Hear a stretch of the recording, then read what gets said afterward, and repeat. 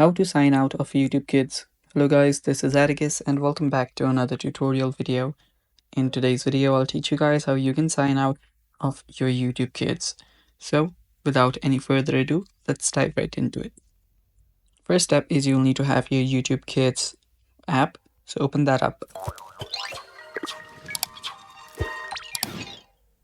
After you open that up, on the bottom right, you will see profile.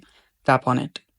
After you tap on your profile, you can then choose the settings icon on the bottom right corner. After you tap on it, you'll get a small icon where you can just type in the multiplication and you can just move on forward. After you go through that, what you'll then need to do is here you will see your settings. Just tap on use YouTube Kids signed out. After you tap on it, you'll sign out of your YouTube Kids.